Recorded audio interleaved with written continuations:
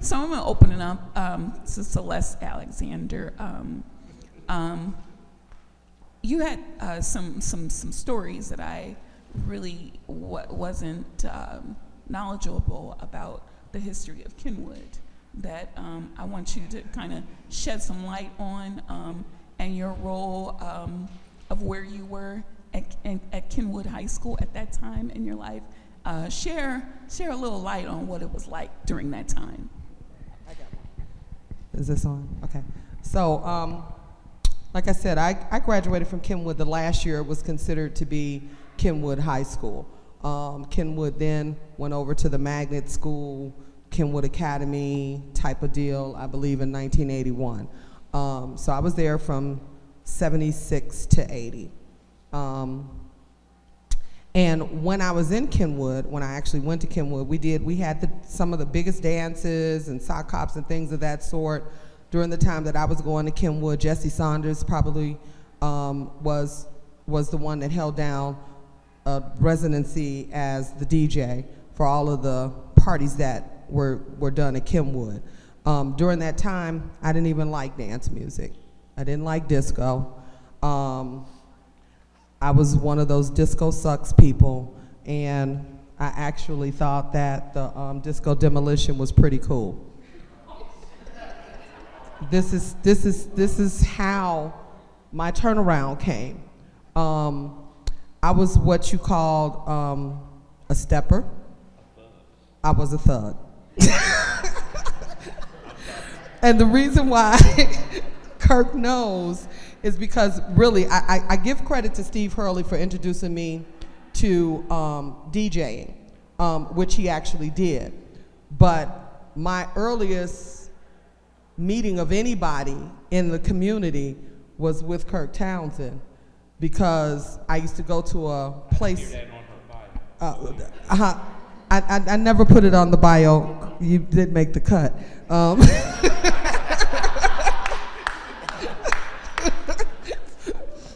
But I was a stepper. I was totally thugged out. And you know, Chicago, we have a history of what's called stepping that's done nothing but in Chicago.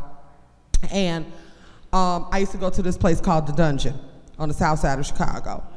And got snowed in at the dungeon, wasn't supposed to be there, snuck out the house, 16 years old, met Kurt. He used to set up parties all around the city. He and his, was it Wall to Wall Sounds? Was it Wall to Wall? What was it? CDH? What was it called? What was it called, Kurt?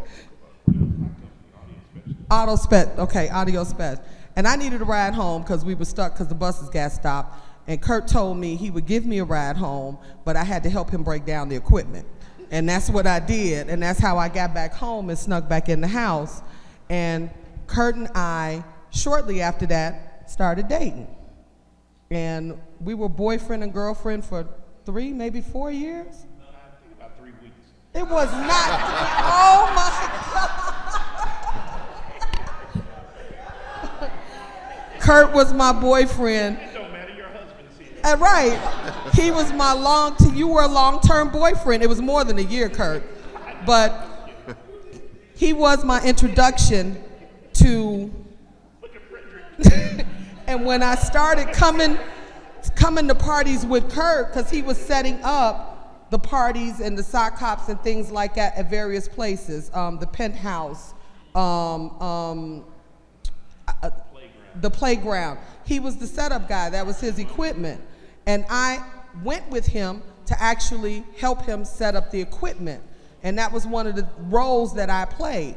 Jesse was thoroughly shocked when he first saw me coming to a party, because we used to threaten Jesse at Kenwood to make him stop playing disco to play some JB Monorail so we could get our step on. I don't know how this, I don't know how all of this turned over, and I ended up being pro-club music, pro-disco, but I think it was because Steve Hurley told me that there were no women mixers. There were no women doing hot mixing, and I asked why, and he told me because y'all can't do it. And that was enough for me to say, oh, well, I beg, you know, and I wanted to learn, and that's really how that all came about. And you be in my basement and play a little record. Yeah. Thank you. So I'm gonna skip to Craig Alexander. I know Craig because I wasn't allowed to go past 51st Street when I grew up. I grew up in Hyde Park. So my brother went to Hills. I went to Kenwood. So you know that you don't go past them 51st Street boundaries. Craig was one of the DJs at Hills Franciscan, along with some of the other guys that I knew, and he also was became a member of the DJs from what would later become a conglomerate of a mixture of high schools, Club Naked. So I just want to hear a little of your story for a couple minutes, Craig Alexander, and introduce us to your time on the scene. Okay. Hello. All right. Well, originally, when we were in high school, you know, we were doing our sock hops, and we were having Hills was like the rival to Mendel. Mendel had parties, and then Hills had parties, and I was actually part of the student council. So, you know, a lot of the parties we threw some bigger parties, but you know, up in the gym and stuff like that, like Mendel did, which were the ones that were more so citywide. But like after the basketball games and things like that, you would have the sock hops in the cafeteria. So we were instrumental in like a lot of, there were several DJs that came like out of Hills. We had like Steve Price, Cheese, there are a few others of us, Rick Johnson, and we would be the DJs from the school to save money. We would, for the sock hops, we would always get one, you know, bigger DJ, like a radio DJ. We get Andre Hatchett a lot, so that's how I actually met Andre, because he would do a lot of our parties. We would get the Hot Mix 5, but then we were also instrumental in getting like Ron Hardy and Frankie Knuckles to do a lot of our parties, which those, when you could get those people to do your parties in high school, they made your school pop, you know. So we were sort of, that made our school really popular, and it was all boys school. So, you know, we frequented Kenwood a lot because we didn't have any girls, so we got our girls from Kenwood, you know. We came and stole y'all girls. So, you know, but as far as us DJing, that opened up another avenue for, you know, me personally, because I started out getting into the music because my mom was a model. My mom used to go like to the warehouse, and my uncles were gay, and, you know, they were all into it, and like, I was taken by my uncles' like style of dress and stuff, because they were always flamboyant and wearing, you know, fancy stuff, and I thought that was cool, and you know, I liked it, you know, and the thing about it is that drew me into it, and then the music they were listening to was cool, so I'm like, okay, I like this, and I actually played the drums. I grew up in church playing the drums, so I used to play for like Inez Andrews and the Barrett Sisters and Albertina Walker, like when I was like 10, 11 years old, so I had a musical background. And the disco music, I think, sort of drew me in more because it was real music, you know, versus, not so much the electronic, because initially I was into the disco more than I was into the tracks and stuff like that. That came about later when I started making music, you know, but I was drawn to the musical part of it. But then, like, I would make tapes. My grandfather bought me some turntables, and I started making tapes, and my tapes circulated a lot to really help me become, I guess, who I wound up being, or whoever that is now. But on the scene, I think I was not as aware of what I was, you know, who I was, or to people, like people listen to my tapes. You don't know that all the time, because like back then our music circulated, like you might have a tape or something from somebody and not necessarily know the person, but you don't know that because people were so thirsty to get the music. If you didn't get it off the radio, or, you know, we would trade tapes. Like, man, you got a Frankie tape, or you got a Ronnie tape, or I got this tape from this guy. So people would, you know, we trade the music to get more bearings on knowing new music, because everybody didn't play the same things, and that helped build your repertoire of what your style and who you became, and what you would play as far as music would go.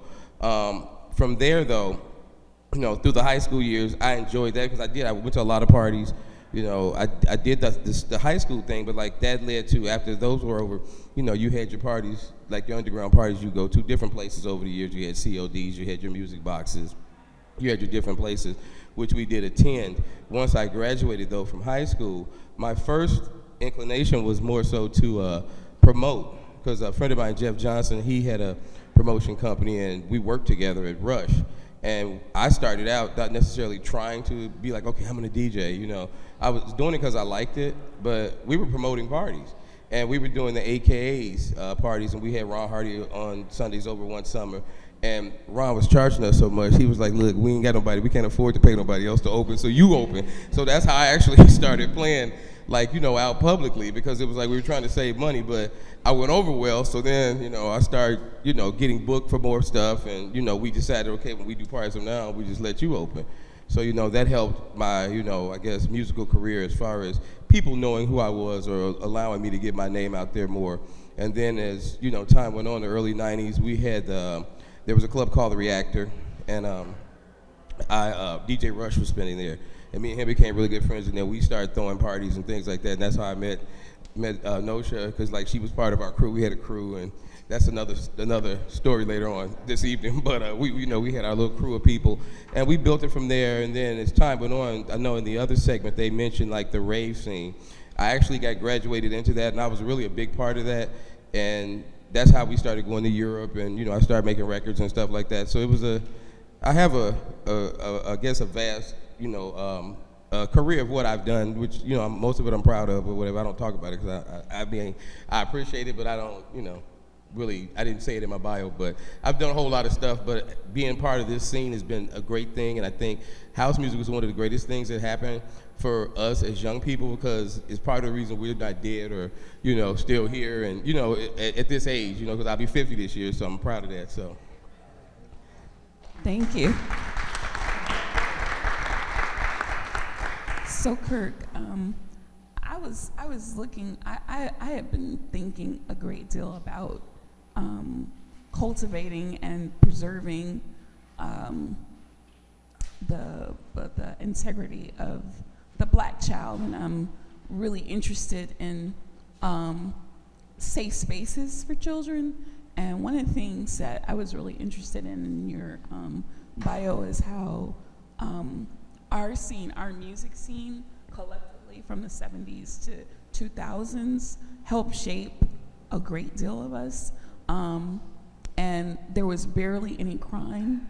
And you know, you mentioned during your time, you helped save lives. I mean, you reduced the crime by a great percentage. Can you tell us about that time? Can you tell us what was happening when you're at Mendel? And just share with us what that was like. Well, it's not that I personally did it, but I think from hands down, unequivocally, and historically, there's no other place that was able to do parties the way that Mendel did it. One, because of its unique situation of having the gym that's set on top of the cafeteria with 4 ways up and down stairs, which created the bi-level scenario. And when you can get 2,500 kids in the gym and another 1,500 kids down in the cafeteria with 2 different DJs, and the flow just kept going, you know, it was a unique situation that lent itself to, I don't know of anybody that attracted 3,000 to 4,000 kids every week at a party, you know, and not have one incident over the, God, I started DJing in 75 and went till the school closed in 88. So that's what, 13 years? And so, I mean, that's unheard of. And that didn't really just come from me from my bio. That actually was pulled from a newspaper article. And I have the article. All my stuff is just boxed up somewhere right now. But I have the article where the police department said there was a 20% drop in crime. And every Saturday and some Fridays when we did sock hops after the basketball games, when Mendel was doing parties. Kids were coming from all over the city, and they were there to party. You know, there was if they wanted to war, there were the dance group wars, where they did dance-offs, and and they had the different dance organizations that, from the doctors to and those were the things that, and by us being a Catholic school, all the Catholic school girls came, who were some of the finest girls there were, and it was just, well, that was the attraction. You get the finest women, the brother's gonna come. So That's why he dated a Kenwood girl. Yeah, what are you talking about, dude? Catholic school, get out of here. Get out of here with that. And it was a big thing. So it was a unique time in a unique place, and it was a situation that spawned a lot of different things. Like, I did the first all-female DJ battle with Celeste, Me, Chrissy, who was first lady on. Was Laura in that battle? Huh? Lori was in the battle. Lori. Steve Hurley's little sister. Yeah, Angela Hurley. Angie Hurley. Most Bird, of us that ended up Rick making Lenore's up sister. we ended up making up the Fantastic Four later on down absolutely. the line. The female So hot mix we broke a group. lot of ground. We broke a lot of different barriers. There's not a DJ I know of that I hadn't have some kind of effect on their career. I mean, I can go down the list from Steve Poindexter, John Hunt, Wayne Williams, Terry Hunter, Ferris, Chip Beasley. I mean, I can keep going forever. Yeah. Where and we provided a place for a lot of different guys to come in and get their and grind their axes and get their starts, and then other people would come play. Frankie played, and Ron Hardy played there, and Chippy, and then when the house music commercialization of it started, all of them would come there and perform. Chippy would perform, Jesse would perform, Steve Hurley, all of them, yeah. JM Silk, it goes on and on. We even had a show. There was even a Mendel show with Jamie Principle, if I remember. Oh, absolutely. That Several Frankie shows with did. There Jamie. was several shows with Jamie Principle. Yeah. So, and the key to it for me was helping my alma mater, which did a lot for me. They didn't have to do what they did for me. They gave me my first big contract in 1977. I mean, and a lot of the older guys that were up here earlier, they would tell you, when you DJ'd, you do like $50 for 4 hours and maybe $10 an hour after that. And, you didn't make it wasn't paying a whole lot of money back in the early 70s, like 74, 75. And once they saw how I was building up everything, and they came and gave me the lifetime contract, and the first contract was like $500 a night and 10% of the door. So that was humongous. My actual the teacher who taught economics there did my books, and he was like, "You make more money than all of us teachers put together and shit here." So and that was unbelievable to them. I'm a 17-year-old, So it was a different time, different place. Thank you. So you spoke about the commercialization of house, which leads me into the 90s. You gotta go back a little bit before that. No, 87. so I just want to introduce the period of the 90s, and that would be Noshaluv, Emir. I know her as Emir, but I'm gonna call her Noshaluv. Talk about your experience. I mean, most of us are Southsiders. We did frequent the North Side, but not so much because we had a lot going on the South Side. Tell us about your introduction to the scene. What was happening at Lincoln Park? What was happening on the North Side? Did you frequent the South Side? And if you did, where did you travel to? Okay, so my dynamic is a little bit different because the way I came into it was my god sister knew Isaiah or DJ Rush, and so my first experience with house music was over the radio, of course. Then she told me about this party. It was the Bismarck, and I'm like, what is that? I'm like 13 years old. What the heck? And when I met Rush, he was like this tall individual. I'm like looking at him like, what the heck? I'm not in high school yet, so this is all new to me. And when they took me to the Bismarck, I was just overwhelmed. Like, what is this amazing venue? It was huge. I had never been to anything like this, and the music was amazing. I was just like, nothing I had heard on the radio at all. I'm just like, ugh, I wanted it. And so being on the north side, my mom didn't let me go to the south side. She was like, no.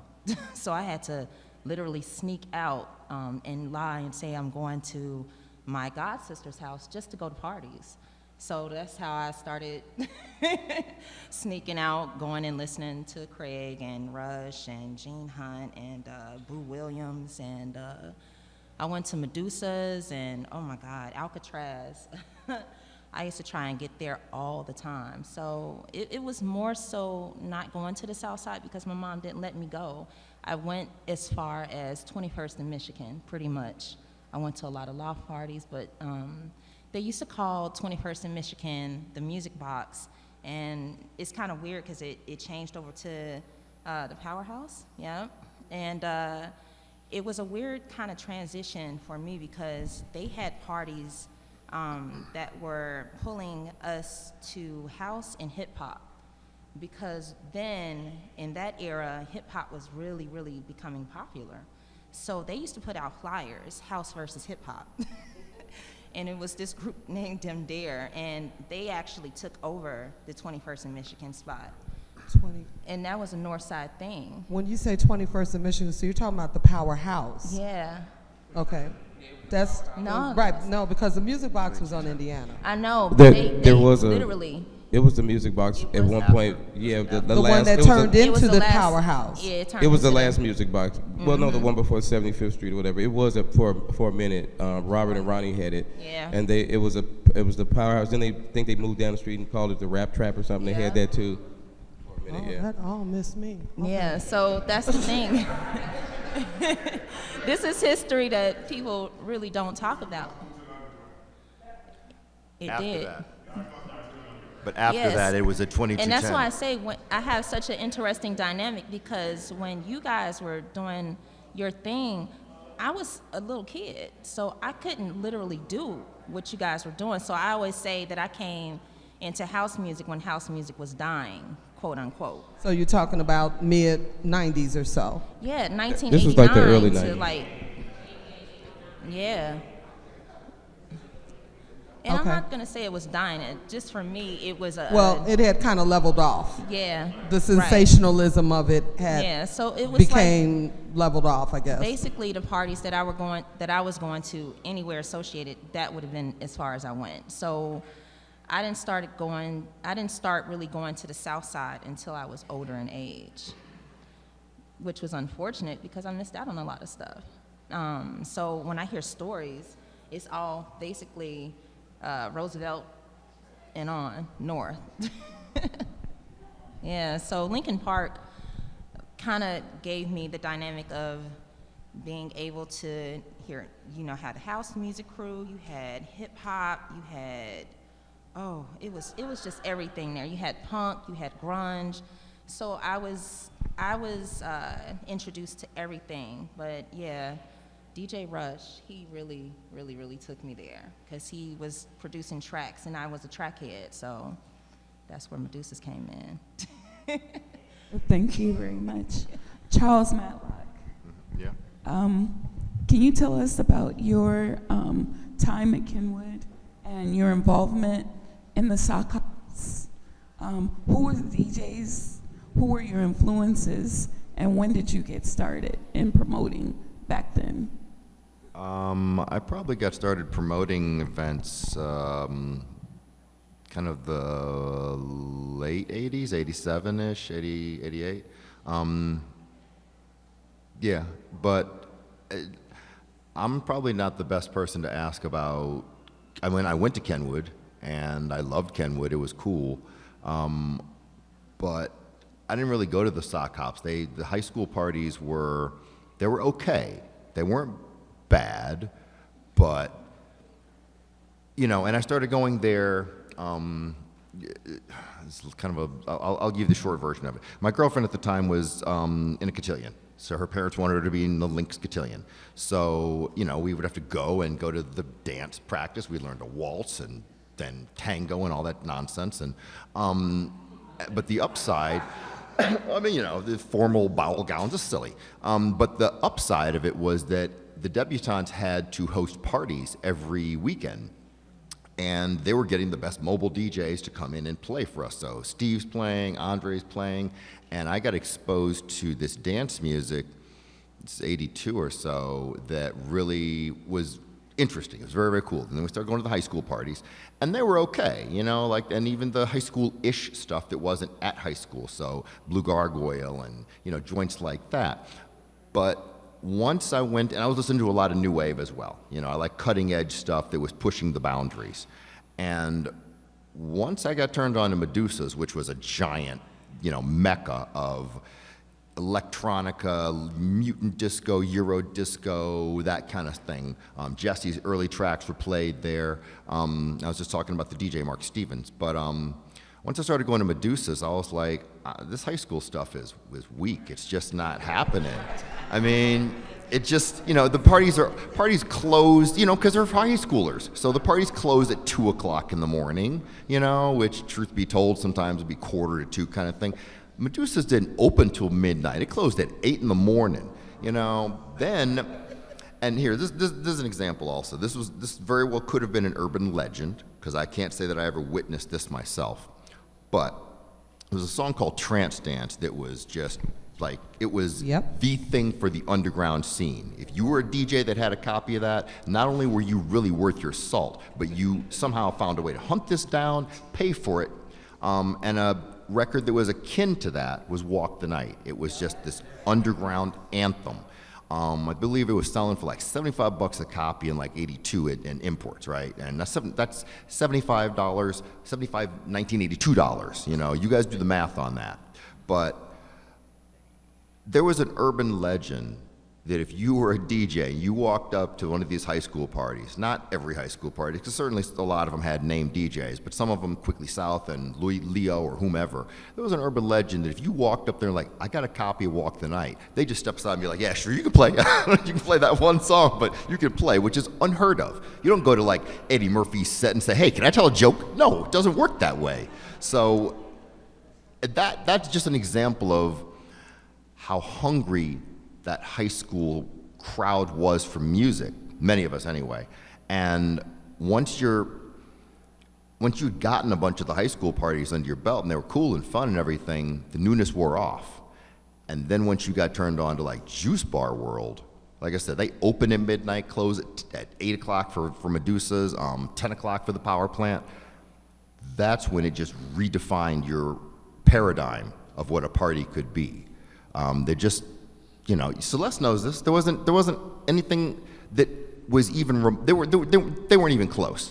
The high school parties, in my opinion, were like a nice Toyota. It's a good car. There's nothing wrong with it. It'll get you where you're going, and it won't be like a slouch. But it's not a Ferrari, and it's never ever going to be a Ferrari. I think that it's important to establish that there's timelines also, because we've just gone from a range of a 20-year timeline between Kurt and Kurt, myself, Craig and Charles, which are probably in about the same age range, and Noshaluv, and what was going on in her. So establishing a timeline between that 20-year period of time, from 1975 to 1995, a 20-year period of time. There was a whole lot of stuff that happened in between there, and there were sock hops and there were high school parties going on.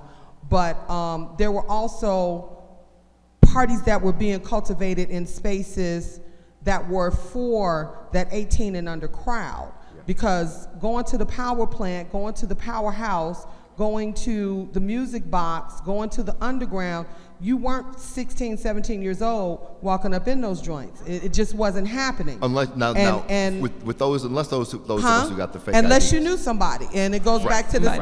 I knew goes back to somebody. that same dynamic Right. that they were talking about. And then we're talking about, when you're talking about the power plant, when you're talking about the music box, we're talking about gay clubs that had a straight following also. Right. So they weren't letting kids 16, 17, 18 years, 16, 17 years old in those spaces back in those days. So they started having parties at places like Sawyer's. They started having parties at places like the Penthouse. Right. They started having parties at places like the Edge of the Looking Glass. They started having these the Gallery 21 and these spaces where you could be under the age of 18, the playground, where you could be under the age of 18. And yeah, you had to come back. And then they were getting like sloppy second commercials of the people that were actually able to go to these parties, listen to this music, experience this music. Some of us had become DJs, others had become promoters, some of them, and they were taking that culture back to the kids,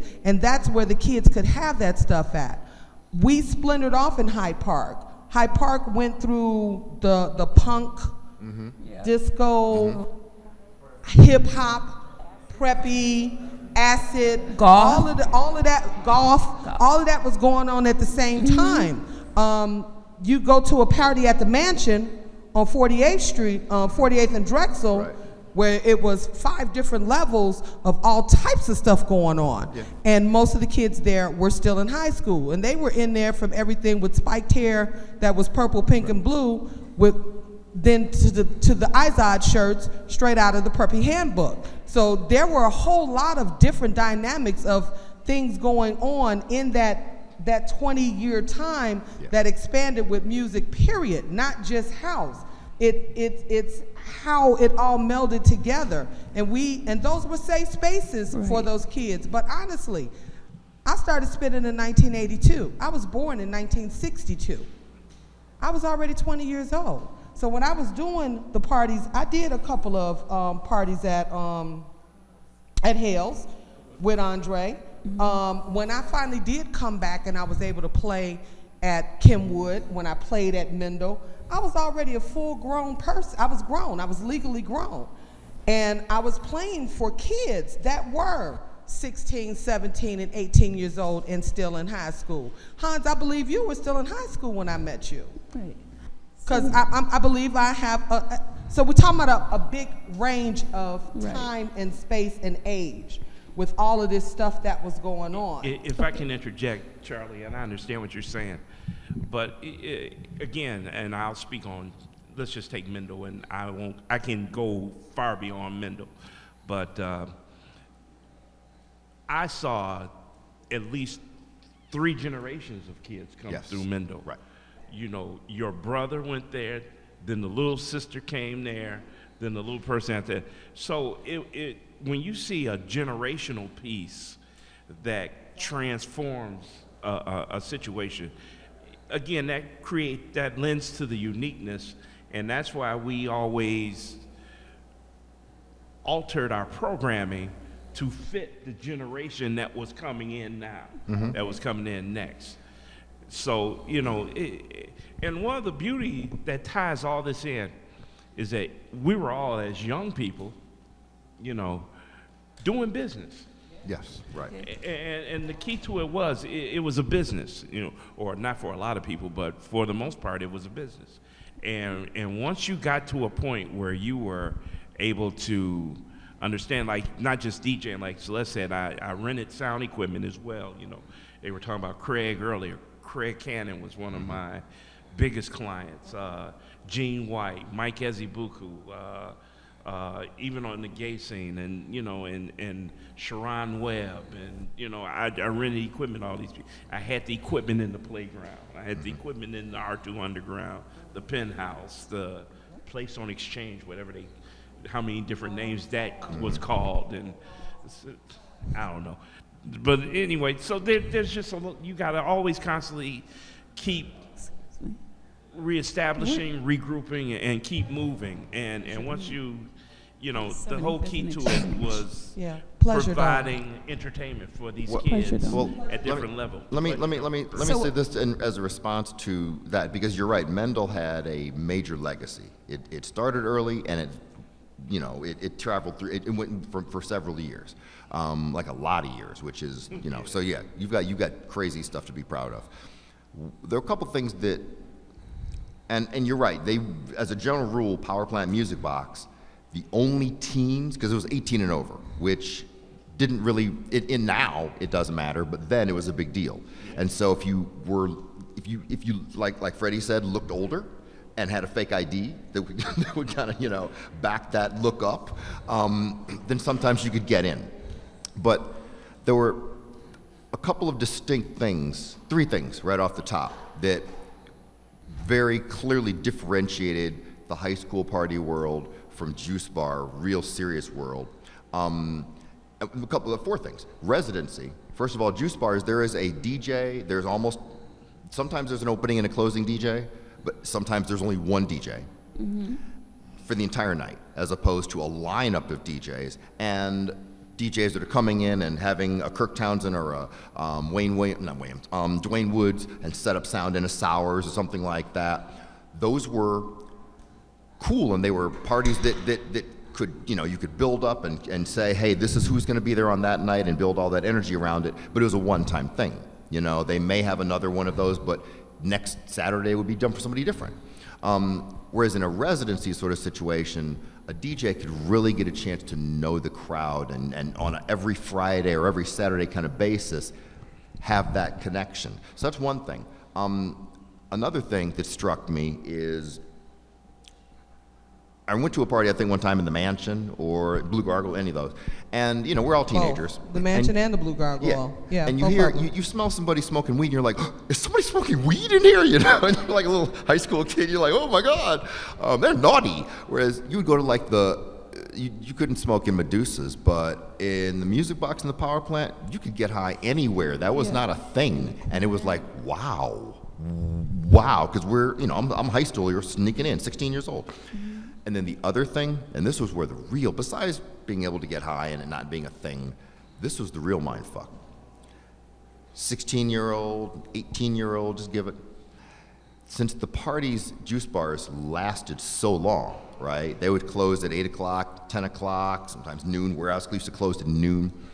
There would be people that would come in different waves. Like the bars, regular alcohol bars, where you had to be 21 and over to get in, they would close at 2 o'clock or 4 o'clock or whatever. So you're there partying, and then a wave of grown-ups, like straight up grown-ups comes in, and I'm like a 16, 17-year-old, like, I was dancing with like this 25-year-old woman. She has her own place. She doesn't go to high school. She doesn't live with her mom. It was like, it just was like, you weren't, that was the thing with the high school parties. You'd look around, you'd see a lot of people that looked like you. The juice bars, you were like, I'm looking up to these people because I'm just lucky that I snuck in. I'm one of, and you're hoping that you don't get discovered, But it was just like like I said, that it redefined my paradigm, because I was like, I'm really partying with grown-ups now. This is like a real thing. This isn't just like, and I would see some of my friends from high school who also had similarly snuck in somehow, but you were a few teens at some point in the party, as many adults that were there, and so it just was like, wow, this is real partying. And there's art on the walls. I mean, it was like a whole other thing, So it was. I do not want to bash the high school parties, because they did have their function, and then the music. I would hear a lot of the same songs. Like, there are certain songs you just couldn't go out during that time period and not hear. Bostitch was big, Angel Eyes, there's a number of them. But you would hear all that, plus when Frankie or Ronnie would play. They would turn you on to soul that might not get played at that high school party, that you'd be like, damn. Again, this is real adult grown-up stuff. And like Celeste, I didn't start off loving disco. I was listening to rock music, and then I was listening to new wave. And when I hear Teddy Pendergrass playing and beating it, Frankie was killing that shit, I was like, wow, this is disco? How the fuck did this get thrown away? I thought disco was like ABBA, some shitty leisure suit stuff, and everybody feeling snooty about themselves. This is real. This is Quincy Jones. This is Diana Ross. This is amazing. He just blew my mind. And You know what's funny about that? And I'll say this and I'll shut up. Just like Frankie and Ronnie and a lot of the guys that were playing in the early 70s, the stuff we were playing that were new records ended up 7 years later being house music. yeah, absolutely. Yeah. You know, I was playing I Can't Turn Around Isaac Hayes or Annie Mae. Which is and all that. 1977. It was a new record, you know. Right. And then later it was just interesting. I'm sorry. Okay, thank you. We're down to our last few minutes, and like social clubs, high school in itself is a social club. I just wanted to know, because most of us, and we're 50 and 60 and plus, how has it shaped you? Most of us are still DJing, still promoting, still throwing parties, and I just want us to give one minute blurb on how it shaped you, and let us know what you're doing, starting with Craig. Well, one way I can say it shaped me, and try to say this really fast, touching on what she said about the time span. One thing I will say about myself versus, I don't know if a lot of people can say this, I've never stopped partying. I've never stopped being part of the scene. I came from high school. I went into the next phase, like I say, the rave thing. I've been doing it. And I partied on every scene, and I've seen the different age groups. I've seen how it affected it. And I know I play different stuff, too. I don't just play house music. Like you said, I play rock and stuff now if I feel like it, if it's a song I like. But it shaped me in the point where I think that's why I feel I'm still viable and can play today, because I've never stopped being part of it, you know what I mean? So I think I've seen some people that, I stopped DJing, you know, and then they get back into it. They're trying to get back into it. Oh, can you give me some music? And I don't have to do that, you know what I'm saying? So it shaped me to still be knowledgeable about what's going on, because we're still here. Like when you're still a part of something, it's much more easier to sustain, you know, a life in it. You know what I'm saying? I still play out. I still do parties because I never disappeared to have to come back and try to, you know, make a comeback. You know what I mean? So I think it's important for us to have those different levels of age groups and stuff involved, because honestly, I don't know how many people feel this way. If the house music hadn't kept going and going and going, we wouldn't be sitting here talking about it right now, because it would have died a long time ago. So it made new people to like it, you know what I'm saying? Because now there's still different age groups. You know, if we were all trying to be 50, 60 years old, where is it going to go after we go? Somebody else got to like it for it to keep going, you know what I mean? So that's my opinion. So what's the question? How did it shape us, and what are we doing now? Well, the actual social clubs, that's what where'd Hans go? He's going to talk on the bad boys, bad girls, the fly boys, fly girls, the rude boys, the actors and mechanics, the doctors, there were social clubs. They would come out, they would have dance parties, dance-offs against one another. I know it sounds so silly, but it was cool at the time, and they would host events as well. But that's social clubs. That's what's coming up the next panel. What I'm doing, Lauren and I are one of the co-sponsors. Maida was gracious enough to work with us again. We love working with her. So this sort of thing, and I teach a DJ class at Columbia, and yes, I'm working on a studio project that I'll get back to in a week or two. So I'm, like Craig said, still keeping current. What I'll say about it is, being that I'm not anywhere near 50, not to say anything, and I think that's what I bring to this conversation, is that I was the teenager or the younger person that kept it going with the house music scene, because I didn't let it die. I had such an interest in it, and so coming into high school and being exposed to that, I didn't want to go to high school parties. I got the experience of actually going to a real party. So I never wanted to. No, it's not that. Because, when you guys were talking about those parties, I heard about those parties, and I was like, I don't want to go to those parties, because the music that I was hearing that was being played was kind of commercial. And the music that I heard was being played at the parties that I went to was they called it deep house or underground. So I really, right.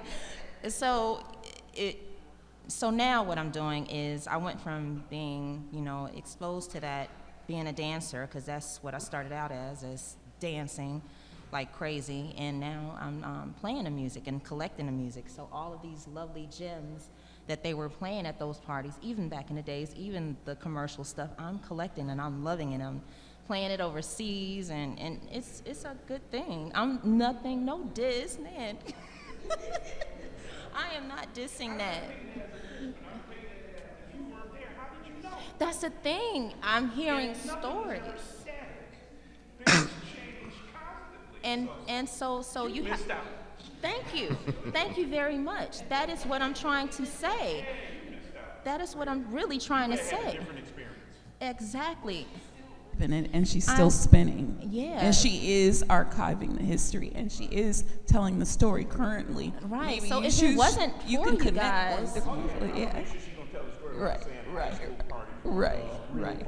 But that's her story. But though. that's my That's story. her story. That's the way it was brought to me. And I'm not taking anything away from you and what you did. It's just that my experience. No. It's just that's how I was brought into it, which is crazy because it kind of shaped my dynamic of how I looked at the music. So, yeah. Thank you, Noshaluv. 1 minute. 1 minute. Well, where it comes to social organizations, and I'm going to defer that to Hans when he comes up here. He knows a lot more.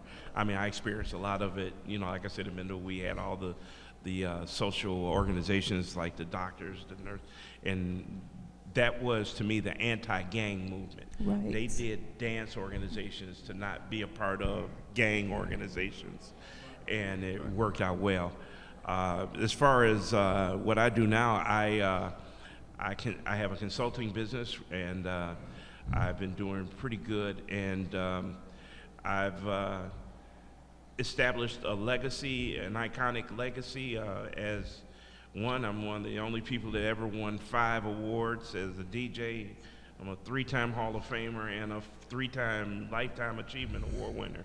So what your thing could never take nothing from me. Mm-hmm. My stuff is etched in stone, and it's irrefutable. So I take that and I take that because in doing that, I brought a lot of people along with me that put them in this business and put them in this game, and that to me is the blessing of what I did with the talent that God gave me. Thank you, Kirk. The question, again, I'm going to preface back to, was like social clubs, high school in itself was a social club, and it shaped who we are today. What did it do for you, and what are you doing currently? That is the question, not to take away from anyone's interpretation of how they took the question. So last, I'm going to give the floor to Celeste Alexander, and we'll have a moment to take a few questions. Well, again, like I said, by the time that I started with the whole music thing as it is now, as it relates to house music and the club culture in the high school, I wasn't in high school anymore. I was already in college. I was a totally different person in high school. So the only thing that I could say is that the culture itself probably did pluck me from another way that probably wouldn't have ended up too good for me. And I'm not saying that I still didn't end up in some places that I shouldn't have gone through, but I know that ending up in those places, it removed me from the scene for quite a few years, from 94 to 2007, 2006. And this is probably another panel discussion, but I ended up in a whole lot of places that I did not know that I was going to be in. And huh? But look at God, right. Drugs were very prevalent.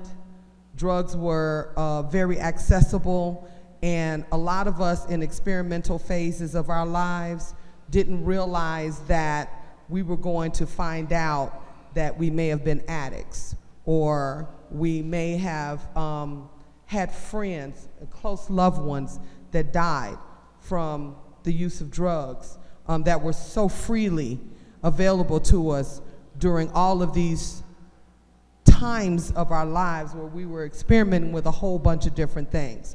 I was one that found out that I was an addict. And it took me away from everything that I loved. Eventually, look at God, I was able to find recovery, and I was able to come back, and I was able to start playing again. I was able to reinsert myself back into this scene again and pick up something that is so dear to me, something that is so close to me, this culture. Because house music is not just a genre of music. This is a lifestyle. This has been a culture that has enveloped me. I've had my children in this culture. I've raised, you know, I have lifelong friendships in this culture. I found out that through 6 degrees of separation, no matter what the timeline is, we all have some type of relation to each other. I may have partied with your daddy down in a club back in the day. You know what I'm saying? I just found out there was a girl on Facebook that I'm a friend with, and I just saw her post a picture of her father saying happy birthday to him, and found out I knew this man, and it just blew my mind. So we didn't know back in the 70s, 80s, 90s, we had no idea that in 2019, we'd still be here, be able to have these type of conversations, be able to have these type of dialogues, and all of us still have a love for something that is relevant today. Yes. We had no idea. Amen. That's our time. Thank you, panelists. So I'd like to open up the floor for a couple of questions, maybe 2 or 3, and then we have to close and get prepared for our next panel. Yes. Yeah, I have a question for all of you, especially you. I think most of you guys, if not all, have traveled the world and seen a lot of different places. Where do you see our music going across the 21st century? Where do you see it going? Ooh, that's a tough one. As long as it don't go trap, it's all right with me. Jesus. Well, you know something in relation to that, you know, because I personally feel like the turntable itself, you know, and the phonograph is a technology. Do you guys actually embrace the technology? You know, how do you feel about that? Where's the music going? Where's the technology going? I can start. I think vinyl is already making a strong rebound. I think it's going to make an even stronger rebound because it cuts down on theft. You can't share vinyl like that. Somebody got to buy it. You can't just copy it like sharing a file.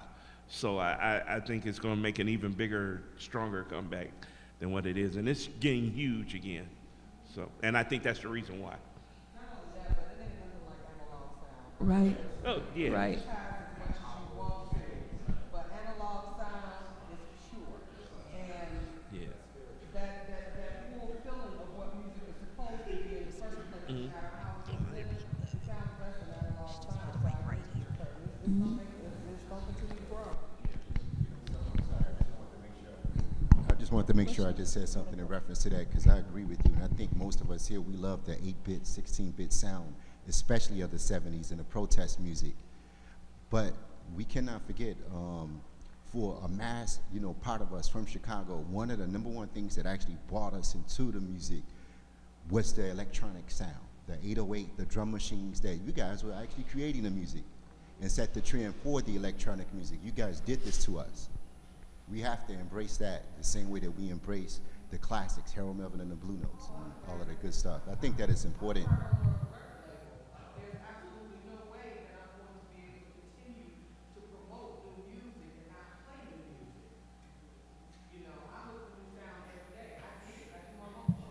You know, I know what kind of damage you do. I danced to you all night. In a room with probably about 5 people. I freaked out.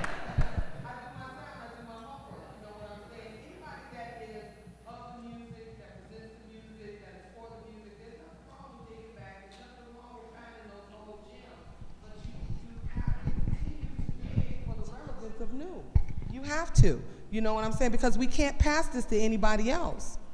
I think the difference is also with the digital and the vinyl part of it is that there are actually producers now that are just producing really good stuff and only putting it on vinyl, which gives it a really great sound. And I love that. And it goes back to what he was talking about, though, because they're putting it back on vinyl because it's too easily stolen when it's digitized. Yeah. You pass a file to one, you pass it to everybody. It takes away from, I think, being a person that actually plays vinyl.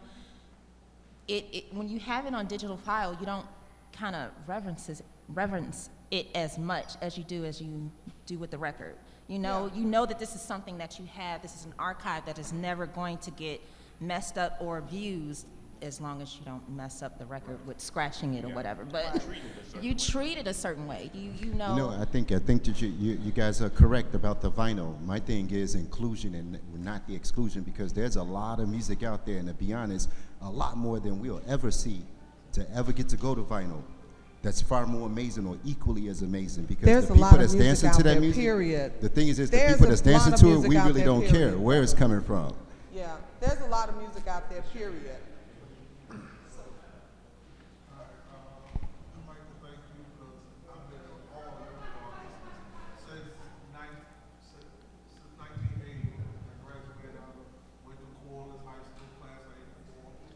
With Reggie Dawson? To me, you was the first chosen few. Every Friday, Saturday, everybody walked from 95th to 100th Avenue to come to your place. Yep. Thank you. That's true. You know, and thank you. That's what it's all about. I mean, you know, first it started. No, sir. Yeah. It starts with the love of music, but if you're not, you don't do this for yourself. You do this because you entertain people. And don't get it wrong. If people don't buy what you're doing, you ain't playing to no damn body.